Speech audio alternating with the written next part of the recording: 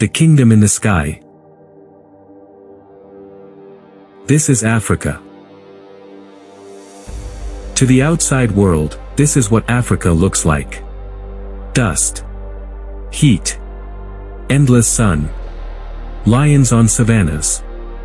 Deserts that stretch forever. A continent that has never shivered.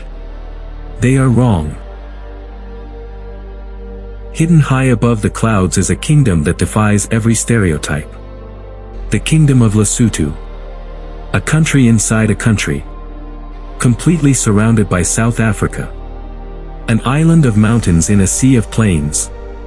The only nation on earth that sits entirely above 1,000 meters in elevation. The roof of Africa. And here, on this rooftop, winter is not a story. It is a visitor. For generations, the Basotho have lived with this secret. They know that snow does not belong to Europe. It does not belong to the Arctic. It does not ask for a passport. Snow belongs to height. It belongs to altitude. It belongs to the brave peaks that dare to kiss the clouds. At 3,000 meters above sea level, the snow is a regular guest. When winter arrives from June to August, temperatures plunge below -10 degrees Celsius. Frost covers the earth. The wind cuts through wool and bone. And the snow falls, deep, crisp, untouched. Some high-altitude villages are buried for weeks. Afri-Ski Mountain Resort, one of Africa's highest ski destinations, stands as proof that Africa has snow. But the world does not see this. The world sees Africa and thinks of sweat. Thinks of drought. Thinks of a continent that has never shivered. Yet ask any Basotho child, and they will tell you, winter is real. The cold is real. And the snow is ours. Summer arrives from October to April. The sun returns, fierce and unforgiving. Temperatures reach 30 degrees Celsius. Thunderstorms crack the sky open. Over 75% of the annual rain falls during these months. The snow that once covered the peaks melts away. It becomes water. It becomes life.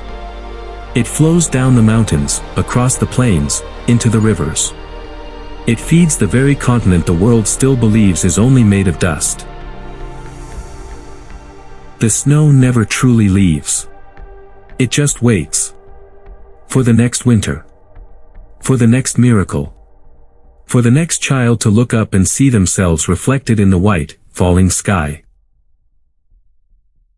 So the next time someone tells you Africa has no snow, tell them about Lesotho. Tell them about the roof of Africa. Tell them about the country inside a country. Tell them snow falls for black people too. But this kingdom in the sky has a shadow. A shadow cast by history. A shadow that refuses to fade. Lesotho was colonized. In 1868, the British took control. For 98 years, the Basotho were subjects of an empire that cared little for their welfare.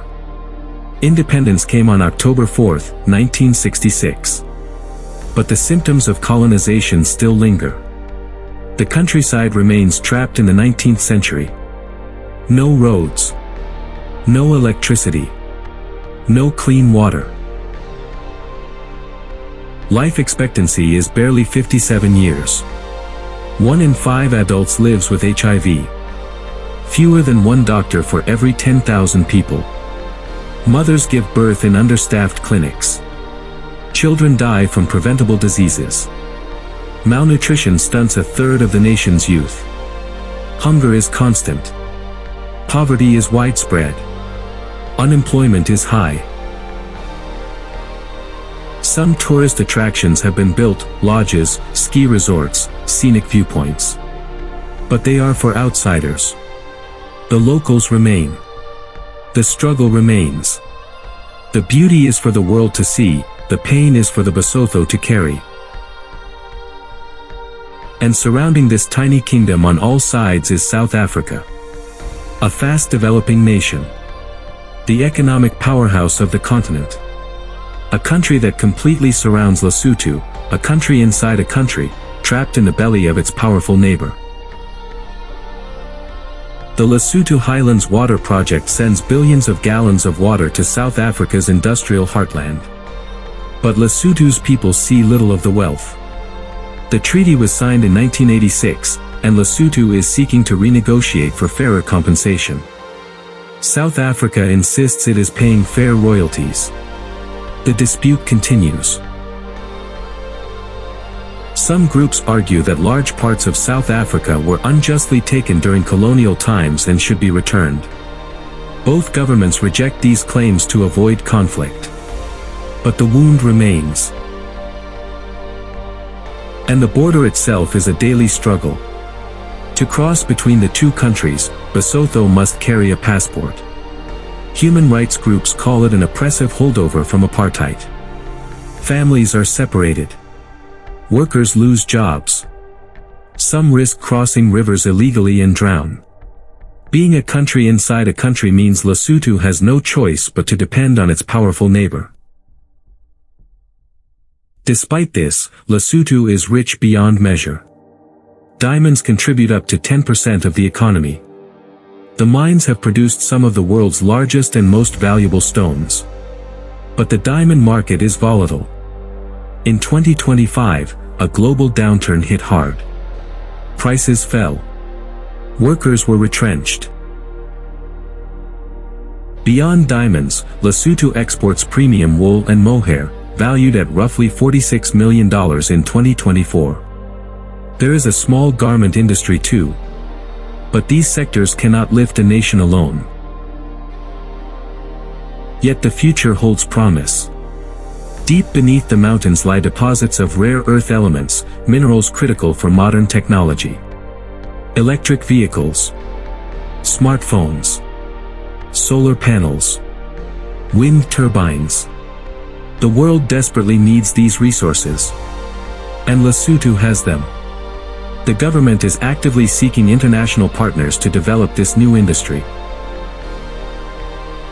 This is the pattern. Lesotho is rich in resources but struggles to translate that wealth into prosperity. The resources are here. The means are not. Lesotho has everything it needs to be heaven on earth. Water, minerals, Sunday rivers, land. A proud people. But abundance alone is not enough. What it needs is investment. Infrastructure. Healthcare. Education. What it needs is a hand reaching down, not to take, but to lift. South Africa has the power to pull Lesotho along. Not through charity, but through genuine partnership. Shared infrastructure. Shared healthcare. Shared opportunity. Because when Lesotho rises, South Africa rises too. When Lesotho prospers, the dream of a united Africa comes closer to reality. African unity in the 21st century is not a slogan. It is a necessity. The snow will keep falling on those mountains. The rivers will keep flowing. The diamonds will keep shining. But the question remains, will we finally see the kingdom for what it truly is? Not a footnote on a map. Not a stereotype of poverty. A kingdom. A treasure. A heaven on earth. A country inside a country. A nation that deserves not just to survive, but to thrive. Lesotho. The coldest country in Africa. The highest country in Africa. And perhaps, the most hopeful. And the most in need of a hand reaching down, not to take, but to lift.